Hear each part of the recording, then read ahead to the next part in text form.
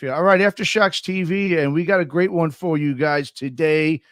Most of you know my guest here is a legendary voice from the iconic New York hardcore band CRO-MAGS and that old-time classic record, The Age of Quarrel. And today we're talking about Souls, the new release from BLOODCLOT. Happy to have with me Mr. John Joseph. John, man, how you doing, bud? Thanks for coming on. Hey, what's happening, bro? Not much, man. Just thanks for having me. Absolutely, man. Absolutely. Thanks for coming on. Well, John, man, BLOODCLOT, the new record, man, Souls. It's out now on Upstate Records, and you know, the first thing, man, I think that people notice right away when you hear this record is stylistically, musically, I should say, way different than the last record, than Up in Arms back in 2017. And you know, we'll talk about that in just a minute. But before we get into that, man, just for our listeners and viewers who may not be aware of really the origins, of BLOODCLOT.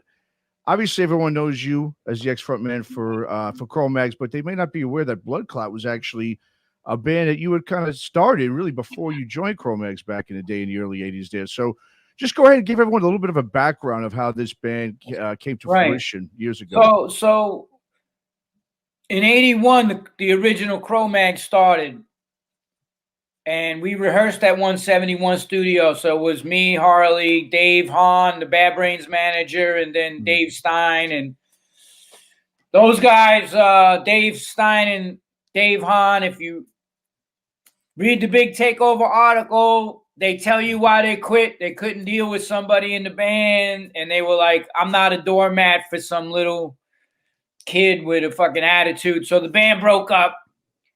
Okay. And I was already working with the Bad Brains, so we started this band with Alvin, who was the roadie. He played drums. Jerry Williams, JW, who was the Bad Brains producer of the legendary Raw cassette. Mm-hmm. And it was his studio. And then we had Teddy from playing bass. He does this band like Papa Chubby or whatever. He became some like funk dude. But, you know, we just jammed and started writing songs. And then when the CRO-MAG thing fell apart, I went on tour with Bad Brains, right? So I was the drum tech / roadie. So that's so we had 3 members of the band on the tour, you know, me, JW, and Alvin. So we just used the bass player from Crucial Truth, the opening band, played bass with us, and we opened up for the Bad Brains every day. And, you know, that was kind of the start of the band back then. And we came back after the tour. We played Irving Plaza with like the Necros and some other bands and Bad Brains.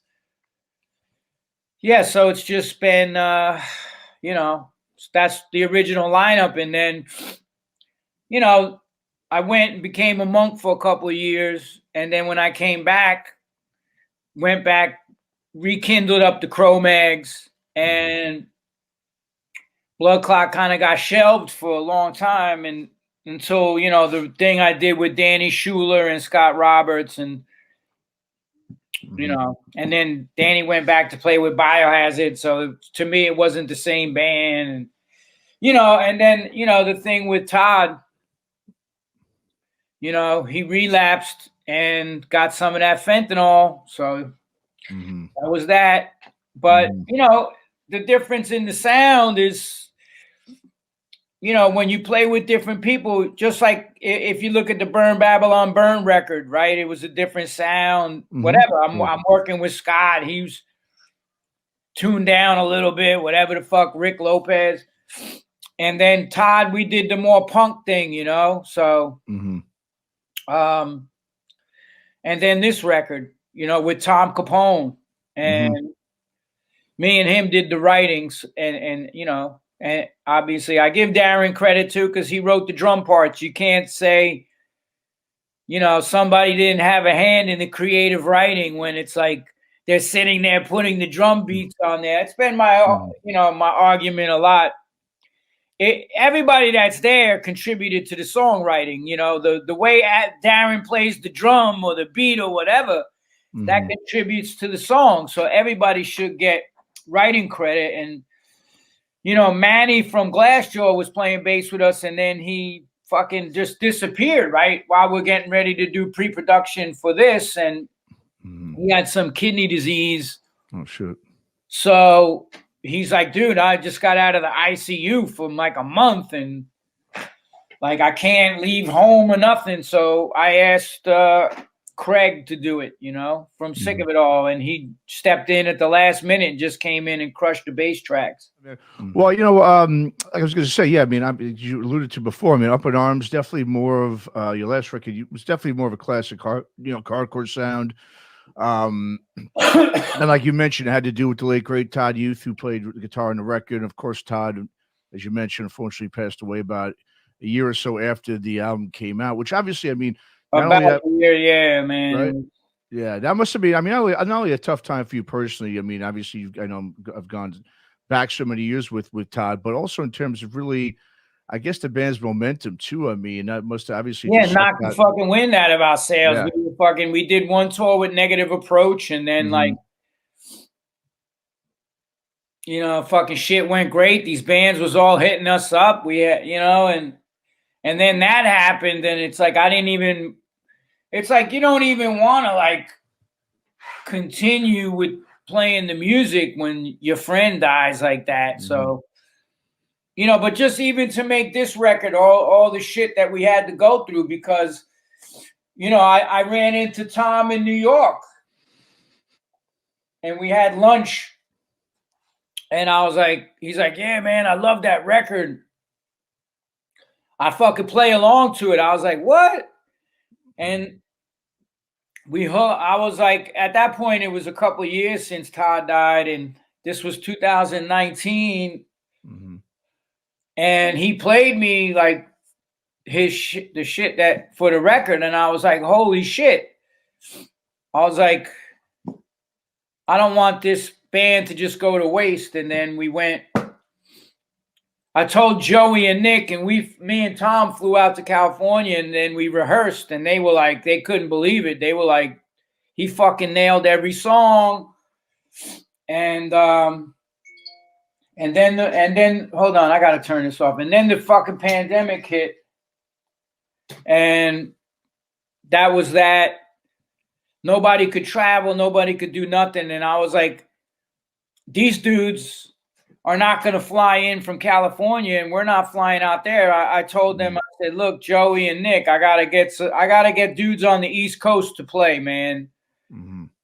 I want to write a new record. And that's where you know, Darren had toured. He filled in for Mackie on the Hatebreed tour when we went out with them, and he killed it, and he was a great dude and fucking crazy drummer. So got him, and then got forget who hooked me up with Manny. It might have been Tom, but we asked him to play bass, and he was like, he's a fucking monster. And then, like I said, we had to like sneak into studios to do. It was just crazy. Everything in New York City was locked down. It was, you know, one thing after another. And me and Tom kept getting together at my apartment or his apartment, and we kept writing. And we wanted to record, you know. And Laz from El Nino, I did something for Rob Dukes, his new project. I sang on a song. Okay. And we had demoed the songs already. And Laz from El Nino, he was around in the fucking 90s and everything. He's old school. Sure. So he was like, what are you doing now? I was like, I got these songs, you know. He goes, let me hear some of it. And I put it on the studio sound system. He's like, holy shit. Like, what are you guys doing with this? I was like, he's like, come in here and record it. I was like, bet. So we made the whole arrangement. And then the building next to his studio in Hoboken burned down, and his studio was deemed not structurally safe by the fire department, like a week before we're supposed to record. Jeez, man. Wow. And then we had to do the drums at this dude's house and the bass and guitar here. And then I sang in a fucking shower curtain setup that they made into a vocal booth, dude. Like, wow. I mean, it's just, you don't give up on something, you know. I learned that through Iron Man. I learned that through life. Like, we're going to go through so much shit. And it's what we do in those moments that determine who we are. And, you know, somebody in the band was like, when that happened, like, yo, I don't want to, you know, whatever the fuck. And then Manny couldn't do it. I go, yo, we can't quit. The steam is rolling, dude. The fucking train's pulling out of the fucking station. So I hit up Craig and, you know, like I said, we did the shit here and there. But when you have the fire, I'm 60 years old. You know what I'm saying? So I never lost my fire to play music. I never lost my fire to be creative, to do shit. I wasn't going to quit. You know? Just like the Tompkins Square Park shit was going on, and people wanted to be like, I said, fuck that, man. We're fucking doing the show. That's it. We're not fucking backing down. People were talking shit because we played a show. I'm like, the fuck is wrong with you motherfuckers, man? This is our form of protest. The whole city opened up the next fucking day anyway. They were putting 60,000 motherfuckers in Shea Stadium and fucking in Yankee Stadium and all this shit. At the same time we did a concert, there was 1,000 hip hop motherfuckers with DJs in the other side of the park smoking blunts inside the basketball courts, fucking shoulder to shoulder. Nobody said nothing. Said nothing, right? Yeah. The punk rock motherfuckers who were saying something against the government. That's step it. The fuck up. Well, that's it. Exactly. It's the message. And it's like, even for this record, cancel culture motherfuckers wrote our label. They wrote distributors, don't carry the record, this, that, the other. I'm like, dude, we're living in like Bizarro world and Seinfeld. Punk rockers were supposed to be the ones standing up. You know, where's all the, you know, fucking there's no justice, they're just us speeches and all the rest of the shit. So you know, from the show to the record to the recording, it's been a test of our desire. How bad do you fucking want this? And we never fucking quit. And now people got the record in their hands and they're like, holy shit, because it's real. Like I was talking with Tom and we're like, yo, everything we were going through, the way Souls went down, the writing of that song, you know,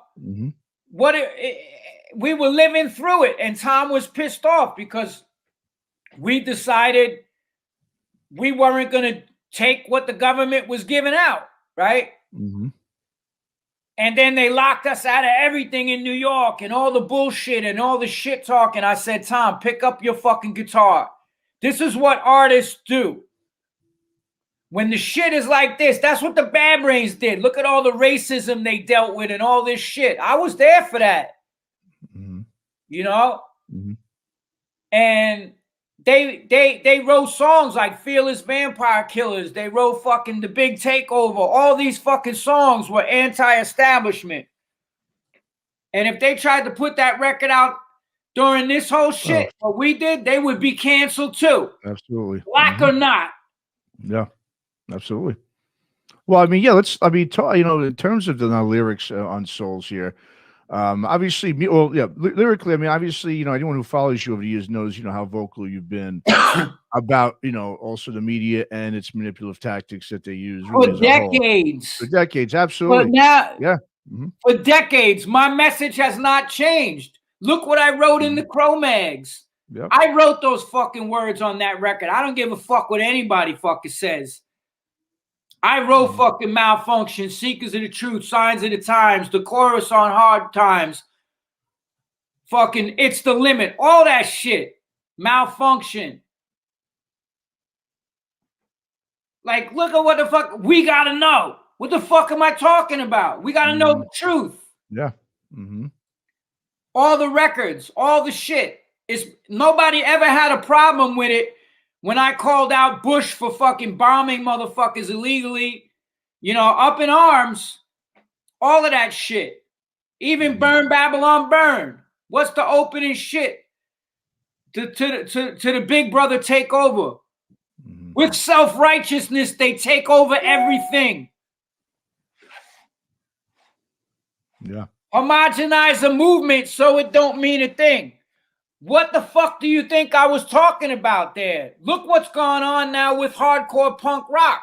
It's fucking homogenized, boiled down to be fucking nothing and mean nothing.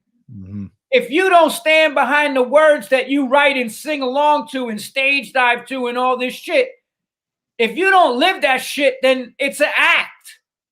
It's a performance. Yeah. That's why every fucking note on this record, we were feeling it. We were living it. And even the one song, Infectious, that was the last song that me and Todd wrote together. Okay. Like that was one of the bonus tracks that we never got to record on Up in Arms. But we laid it down in the studio because I knew it was a great song, and we were singing about how humans have become the virus on this planet. That was before any pandemic. Infectious, we're the virus. Humans, we kill each other. We kill the planet. We kill all life on this planet. Infectious like a virus, we've become a plague. Everything is vanquished. Nothing is saved. I mean, and then because it was Pro Tools, we were able to link up the click tracks, get the original files, and keep Todd's background vocals in there as well as his lead. So that's Todd singing with me on the choruses. Okay. We just tucked him underneath, you know? Yeah. Well, and I want to get to that song in a minute too, because you know that is a track that's a little different on the record that I really like. I know some of these purists out there, you know, hardcore purists are kind of, you know, some of them are saying, well, you know, it's a little alternative. It's just what that actually reminds me a little bit, you know, is actually a band that used to front back in the 90s. Reminds me a little bit of Both Worlds. It has sort of that alternative, you know, rock metal thing. And Both Worlds, I remember I was interning at Roadrunner Records when you were putting that out. Yeah, I mean, used to, man.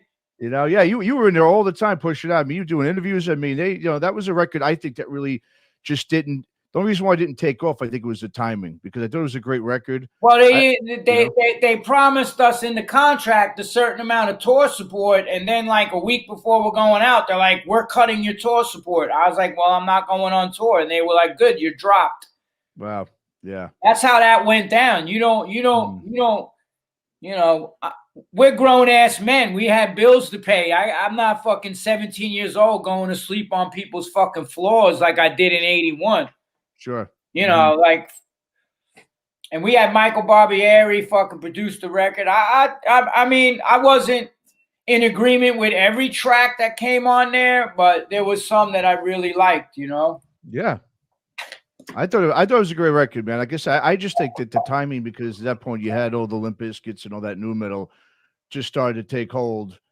And that's where I think most of the labels just were dropping everything that wasn't sounding like that really at the time, you know?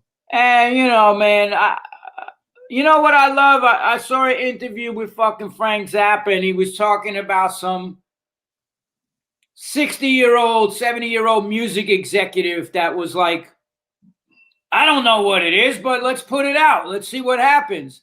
And then he talks about what the music industry is today. Like, and this was going back a few years, obviously, because Frank passed away, but Zappa was like, it's these fucking wet behind the ears college kids coming out of college. They don't want to risk anything. God forbid we put out a record that flops. I mean, the whole music industry is fucking done now. Oh, yeah. It doesn't even fucking matter. And now they found a way to rip everybody off. They make all the money on Bandcamp, or like on all these fucking like music websites.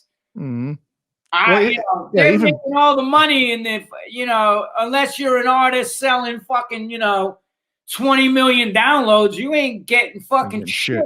You ain't getting shit. You make your money going on. You make your money touring. And And even that's getting hard just because of what's going It's on. expensive just to tour. I mean, just to go out on tour now, Yeah. it's gonna get, you know, it's Yeah, like, what's the point exactly. of it? So Yeah. you know, I mean, we got a show coming up in New York on the 14th, but we'll see what happens. You know, I mean, if somebody wants us to go open for them or whatever the fuck, no problem, you know. Mhm. Sure. Yeah. Well, now with the musically too on this record, just getting back to that real quick. I mean, it's funny because yeah, you know, you said Tom Capone, you know, obviously known really from Quicksand. Not really, you know, when you hear this music, it's like I said, I mean, you guys tapped into like some old school, really crossover thrash stuff. I mean, we're talking like Slayer, you know, Creator. It has a lot of those elements to it, which is, I mean, like I said, this is a phenomenal record. I mean, anybody who loves that kind of music is going to love this record.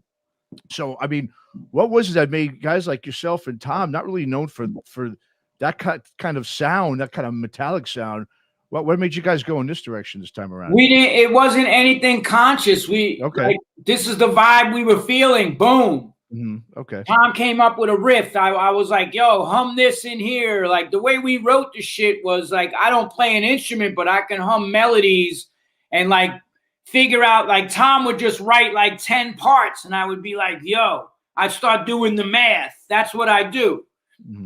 Take this part, make this the pre-chorus, like, you know, all of these songs. Like, that's what we did, but it was a vibe. It was a vibe of intensity. Like the world fucking spun out of fucking control in the last, and it's still out of control. Still out of control, yeah. It's insane. Like there's never. Here's my point. There was never a time in my lifetime that I've seen the New World Order and all the shit everybody's been singing about, Big Brother taking over shit. We're actually witnessing this before our fucking eyes and experiencing it. Yep. And everybody fucking went along with it. Yeah. Sorry, you fucking sold the fuck out. Yeah. And the musicians all shut the fuck up because they wanted to sell their shit or whatever. And then anybody that spoke out against it, they fucking tried to destroy purposely. Yeah. You know, I had my first account of 127,000. They ruined my fucking business that I was coaching business, everything. Just because I spoke my fucking mind. Where's the freedom of fucking speech? Yeah. When the government, everybody says fascism, fascism. Nobody, I said, what does fucking fascism mean? They don't even fucking know. They don't read, I know. And what you saw go down was fascism. Yeah. The government colluded with corporations to control the masses. Absolutely. That is the definition in the dictionary of fucking fascism. Look it up. Yeah, I agree, man. Absolutely. What you saw go down. They ruined people's fucking lives that spoke out against them. They took doctors' licenses. There was one narrative. And that's why I love Joe Rogan, because fucking that dude's my homeboy. I have more respect for him than fucking any of these fucking vegans who fucking also tried to destroy me. Because Joe was like, why is there only one guy? Why is there only one narrative on this shit? Yeah. And he gave a platform to the other experts. He did. Okay? And now guess what? Everything those motherfuckers said came out to be true. And then you got hardcore people that fucking haven't read a book since Superman died saying, oh, that guy's a fucking idiot. He don't know what he's talking about. Oh, yeah, he's got hundreds of medical papers published, peer-reviewed studies published in the top medical journals around the planet. I want to hear what he has to say. Yeah. And you had the opportunity for every band to step up and call this shit out, and nobody did. Except for a few. Well, everybody was writing me, man. I feel the same way. I just can't say anything because, you know, I don't want the fucking mob coming after me.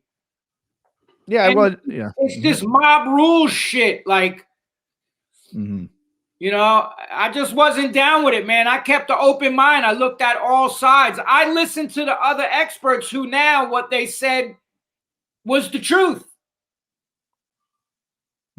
Yeah, I mean, you following the facts, man. You know, bottom hey, line. Man, face the fucking facts. That's another CRO-MAGS song that I wrote. Mm-hmm. Well, I mean, what do you think, with, like you said, because of all these musicians keeping quiet, I mean, what do you think that's done? I mean, do you think, especially with the hardcore, like you said, hardcore has been known, traditionally for decades about, railing against this type of shit. I mean, do you think is it obviously, I mean, obviously it's not a good thing for the scene, but do you think this is going to sort of cleanse out? I mean, is it going to sort of reinvigorate maybe the scene, or do you think the scene's just completely dead because of all this shit now? I mean, what's your? I think there's like different scenes now, man. Okay. I don't know. Listen, man. I don't care who comes to my motherfucking shows, whatever the fuck. Or if you don't want to come, I don't give a fuck either. I look at it this way. I'm not going to change who the fuck I am because the media fucking, like I said, mass formation psychosis all over the place. You're telling me I'm crazy, but it's right in your face. War castles. Like, I'm not changing. I'm not changing who the fuck I am. I didn't change. And I talked to my friend who knew me from the early Bad Brains days, and he's like, dude, I've known you for 42, going on 43 years. You never changed. They changed. Mm-hmm. They fucking changed. There was bands kicking out band members because they wouldn't take the fucking shot. Yeah, that's sad, man. I know.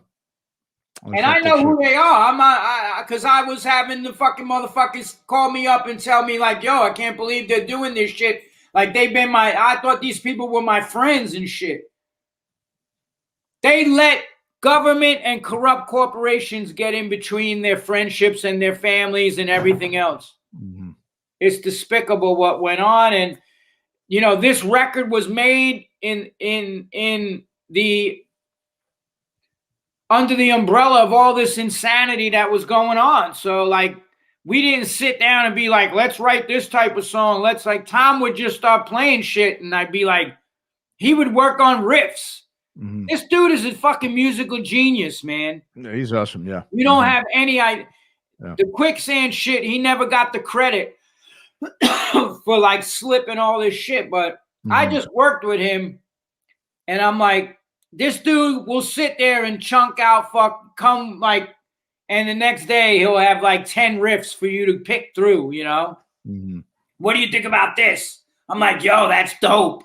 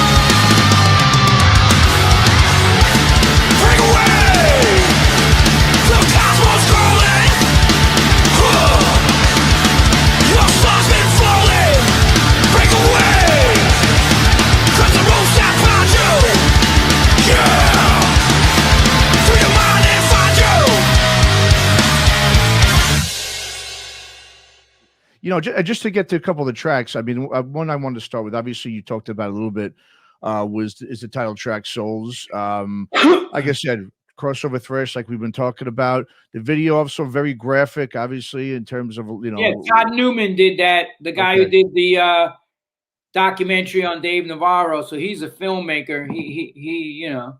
Mm-hmm. Yeah. And so, I mean, I guess just talk a little bit about, I mean, you've been kind of, you know, obviously talking a lot about what you wrote on the record.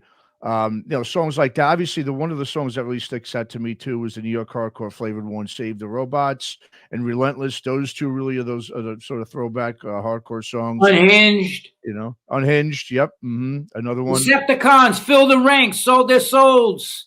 Shooting blanks, TV idols, TVOD. All my heroes abandoned me. Veil is lifted, some can see. Others walk to destiny. I mean, does it, John, does it feel to you? Because, you know, it's interesting just talking to you. I mean, not many people, musicians, are coming out and saying, like you said, they're not saying anything.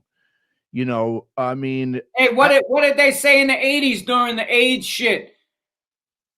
Nobody wanted to talk bad about all the shit that was going on.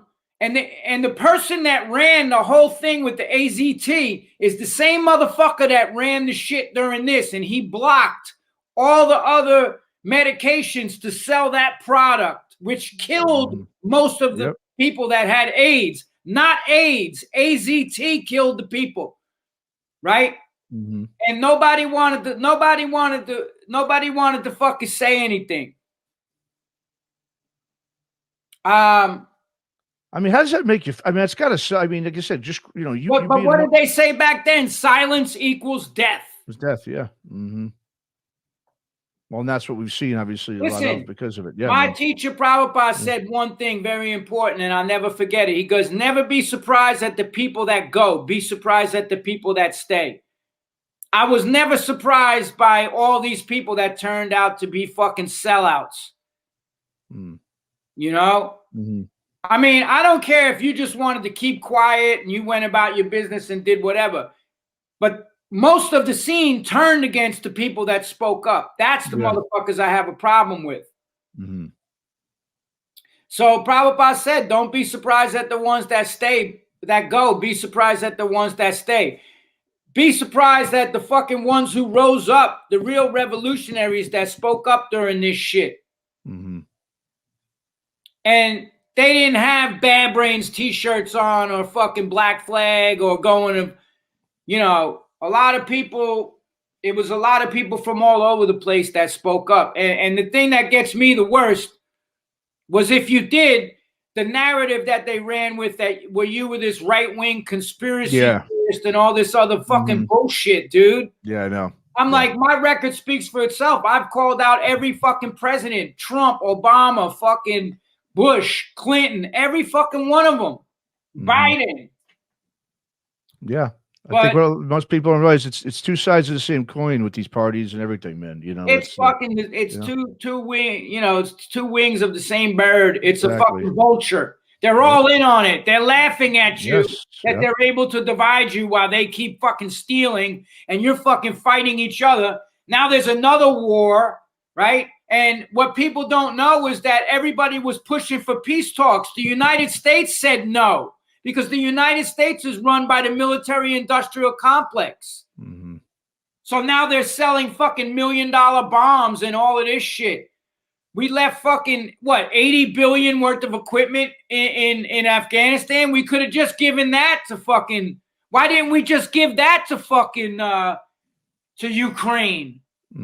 No, because the military industrial complex wanted to make more money. That's why I do research. Watch the movie Iraq for Sale, what Halliburton and all the rest of them did in Iraq. If there was a scratch on a Jeep, they fucking blew it up to make more money, more money, more money, more money. I mean, you have these industries running this country, the pharmaceutical industrial complex, the military industrial complex. They're paying off all these corrupt politicians on both sides of the aisle. We're not benefiting. They are. I spoke out against everything. My record speaks for itself. Now I got people calling me a fucking racist and I'm a Trump supporter, a Proud Boy. It's just ridiculous. Well, that's what I was going to ask you. I mean, the reaction, just at least in terms of, you know, lyrically, what you're doing with the record, has it been just that? Has it been a lot of like sort of negative, not to say negativity, but be accusations? I mean, obviously you've been very vocal. No, the accusation came because like these people don't, they think now anybody who spoke out against the government since 2020 is a Trump supporter. Yeah. Bullshit. Wow. Bull fucking shit. So listen, I can't worry about, it's not my job to worry about what all these other motherfuckers think, because you know what? They got programmed. That's the word. It's not my job. Yeah. My job as an artist is to put out my expression into the music or the writing, whatever I'm doing. That's my job. My job ain't to worry about all these other motherfuckers like saying shit behind false fucking pages and all this shit. To me, I'm like, I don't give a fuck about any of that. Because I'm going to speak the truth. I'm going to speak my truth. And that's what I've done since day one. You know, when I started going to punk shows in 77, I lived the shit, man. I got 45 fucking years. Punk rock, then I saw the birth of hardcore. Fucking 1980. All the way through. And making music the whole time. Read the lyrics off every album fucking song I ever fucking wrote. All the stuff I wrote on Alpha Omega. I wrote Crush the Demoniac. Like, read the fucking lyrics, what I'm writing. How do you think that fucking Age of Quarrel came about? The name Age of Quarrel. When I was in the temple, they were doing songs called Kill the Ayatollah. Fucking, I'm the one that injected the philosophy into the band. You know, I just lived as a monk for 2 years, and I needed to do that to get my soul straight. But all of that wisdom from Prabhupada was put in Age of Quarrel. That's what Age of Quarrel is, the Kali Yuga, the Iron Age of quarrel and hypocrisy. So, and hypocrisy. Remember that word. And who pushes hypocrisy? Hypocrites. Which is what 99.9% of these fucking politicians are. Absolutely. Fucking hypocrites. Yeah, I Look agree. what's going on in the country right now.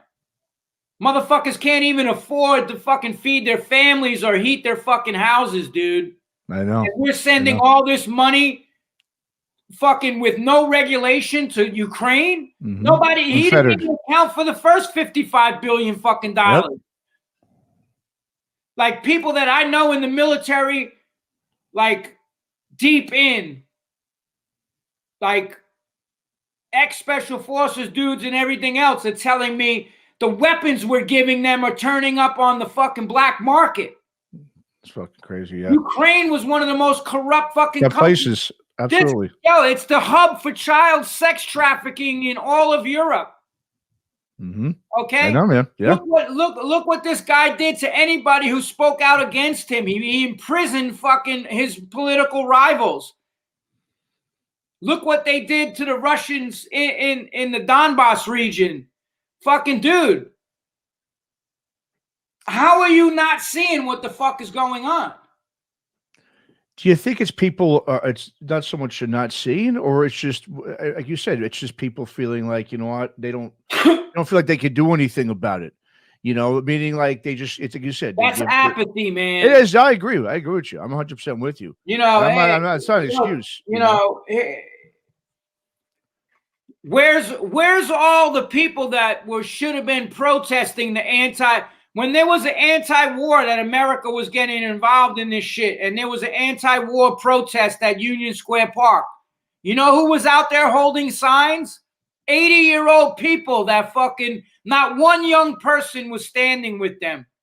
Well, this generation is not a fight, man. Dude, this generation, I'm telling you right now, man, they're manipulating the minds of the fucking youth. Absolutely. Twisting reality away from the truth. That's what they're doing. Yeah, well, that's what social media does. That's what all this shit does, you know, and it's designed to do. And then anybody who has a difference of opinion, God forbid, they're going to fucking destroy you. Yep. Absolutely. It never was like that in hardcore. We would have debates and fucking, we would sit there back in the day in 81 in the Bad Brains Jerry Williams studio with Dave from Reagan Youth and just talk philosophy and talk ideas. It was none of this shit that you see now. It's all groupthink shit. Oh, you don't agree with me. Groupthink is toxic. Yeah, absolutely. But that's where the record came from. That's why it has the intensity that it does. There's no poser bullshit on that. Knowing what I know about all these bands, now when I see them going on stage and doing their whole little song and dance, I'm like, it's an act. It's a fucking act. Metal fucking explosions and blood, and you know, you're soaking yourself in animal blood and pentagrams, and then you're like, oh, can't come in the show if you don't do what the government says. Yeah. Really, dude? I know, man. I know. Anyway. Well, but like you said, man, you've got this great record, Souls, man. Like I said, and it's great. You've been able to channel all that, you know, into this record, and I think it shows. Because it's got a lot of emotion to it. It's just got a lot of meat to it. Man. And I want to thank Upstate Records and Pitchfork because they stood behind us. There's like a 1-year backlog to get any vinyl out now. And that's why, you know, we didn't do the full length because we had to still record and then fucking mix and master, and the timeline just didn't. We wouldn't have been able to put anything out this year. And to me, we have a second EP coming that we'll start working on in the late spring or whatever. But my thing was to get something out this year, man. It meant a lot. You know, I lost my brother to drugs. So I got a bunch of projects I'm working on. I'm writing a book on addiction right now. I'm doing a documentary about old school New York, a historical thing. I'm writing some scripted stuff. So I mean, I constantly keep working on stuff. That's you know, that's what we had to do. But that's why the record came as only 7 songs. You know. Mm-hmm. Well, I mean, so, and I did also see that you just recently added ex-Fear Factory bassist Christian or the Wolvers to the lineup. Yeah. So is he now a full-time member? Well, we'll see. Well, we'll see. Like I said, he's still doing his violence band and whatever. But yeah, man, we're jamming together. Like I got to go back up to New York on the 9th, and then we got the gig on the 14th. We'll see what happens. But well, I mean, he's down with us philosophically, and he's a bad motherfucker, and he looks and he plays his ass off on stage. So we'll see what happens. Yeah. Now, in terms of touring, like you said, I mean, like we've been talking about, it's just extremely tough just to afford it. You have to, basically you lose money on tour right now. I mean, it's just the way it's happening. Yeah. But and there's no record labels to give you tour support. So like, exactly. I'm not spending my money to go on tour. I've done that before. Yeah, it makes no sense. What's the point of it? My thing is, you've got these two last records are just really, really, really awesome, man. To me, I mean, it's BLOODCLOT with. I mean, obviously, historically, there's always been different band members. You usually take a lot of these really, high-profile band members from other groups that have joined BLOODCLOT. Like you talked about before, you had Scott Roberts and Danny Schuler on the first record. Obviously, last record you had, Todd, and of course you had Nick and Joey from Queens of the Stone Age, Caius. With Tom, obviously, I mean, I'm not sure what he's doing stuff, but I mean. Is this going to be like a full-time band? Because I really think that's the one thing that BLOODCLOT needs to be is a full-time band. Absolutely, man. We play stuff off the, we play one of my favorite CRO-MAGS songs. We do one, we play either 1-2XU or fucking whatever the fuck, how low can a punk get? And then we play stuff off every BLOODCLOT record. So nice. Yeah, man. Listen, it doesn't have to be this whole, like, you're in a relationship. You can't see anybody else. Yeah. We're fucking like, Yeah. Like, we're fucking musicians. Like, when it's cool to play together, we will. Mm-hmm. And if somebody wants to have us come out for a week on the road, we will. Whatever the fuck, Like, music is part of what I do, but I'm not a one-trick pony, man, Mm-hmm. Like I coach people, I do live speaking events. I got a documentary coming out. We work with these prisoners that did over 20 years in the prison system, and it's called 30 to Life. I just saw the edit on that. That's very coming cool. Probably this year on Netflix. And, music's just a part of the whole shit, but it's the part that everything else expands off of, that's like the nucleus. Mm-hmm. Well, the other thing I was going to ask you too, I mean, now that you've got this, like you said, you're playing, some CRO-MAGS songs in a live set. Is this finally now also your way with this BLOODCLOT as well? Not because this has now been, 2 records in the last 5 years. Is the CRO-MAGS stuff really now for you? I mean, in the rearview mirror. I mean, are you looking for 100%? I don't like. Okay.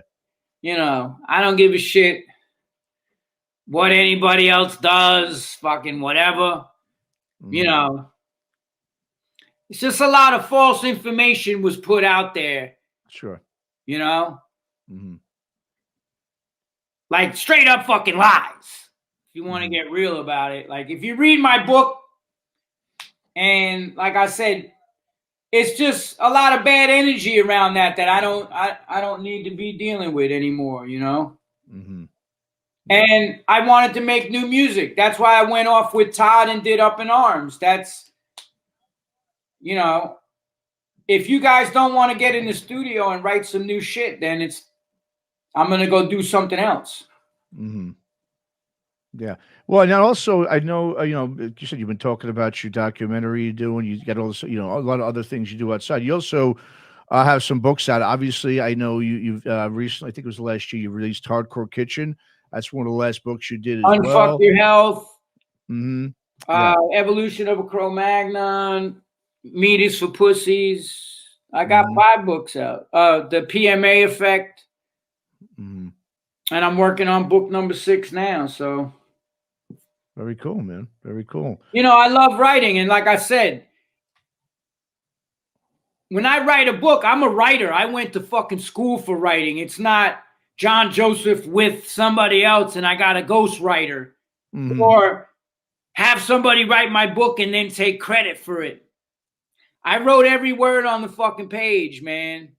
Mm-hmm. So That's what I do. I love to write, man. I sit there, you know. It's one of the creative things I love to do, you know. So, and I don't have to.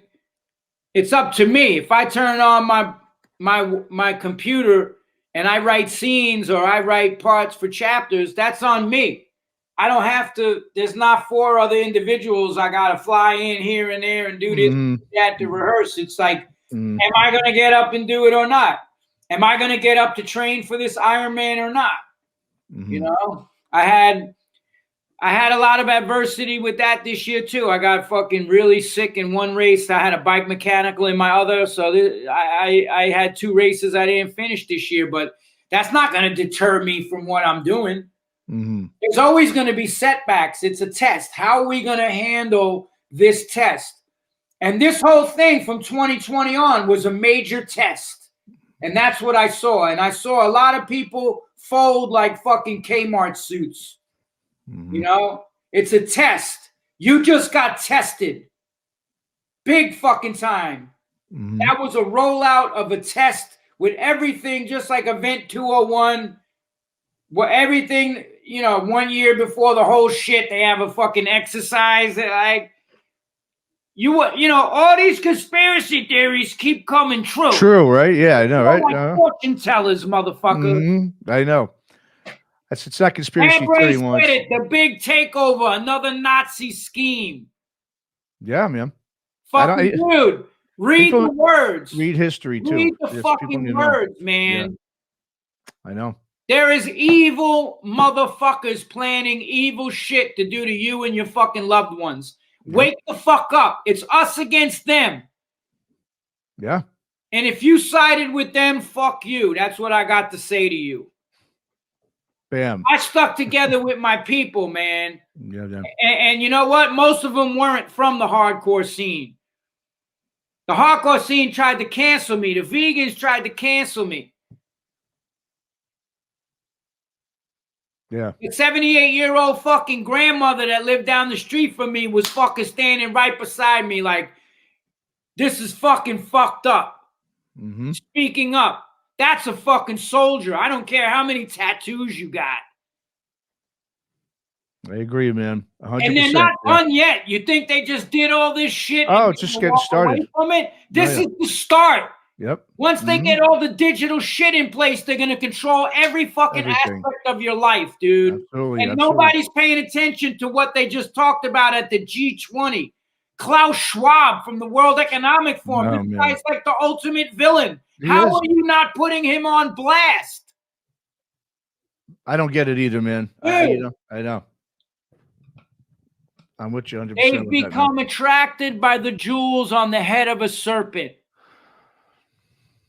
Yeah. They're attracted to that razzle dazzle, and then when you get close, it's the bite of death. Yep.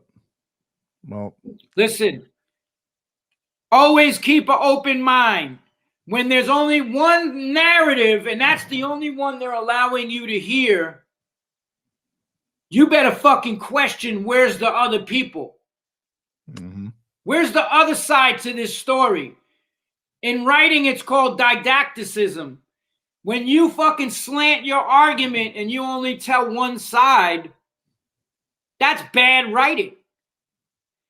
You give equal as much power to the controlling idea of a story or the theme of the story as you do to anti-theme. Well, that's the one thing we're missing. We, you know, like you said, no one's allowing that other side. Well, we just put it out. So if you want to hear the other side, check the record. There we go. And with that, there it is right there. That, we're done.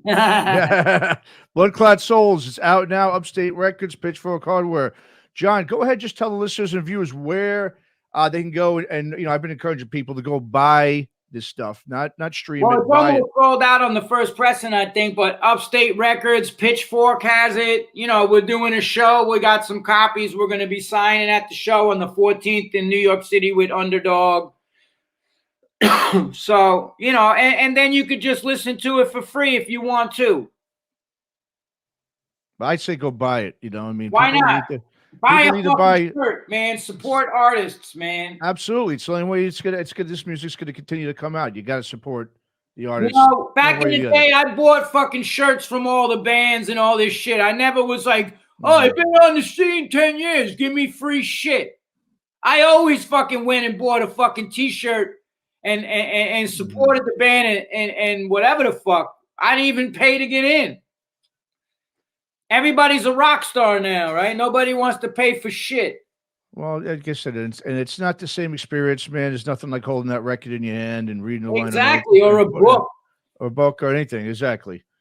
So I just had fucking Juliette Lewis hit me up, the actress. She wants, you know, she wants to read my book, and I go, you want me to send it audio book or digital? She's like, hell no, I'm old school. I like to hold the book in my hands. Absolutely, man. Yeah.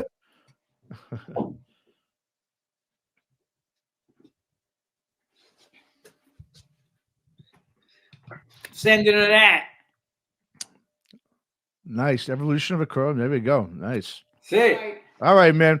Well, yeah, John, appreciate it, man. So once again, the album is Souls, BLOODCLOT. It's out now. Go check it out, everybody. And John, man, appreciate you coming on and talking with us, man, and being really frank and forward too. With see you in the pit. Yes.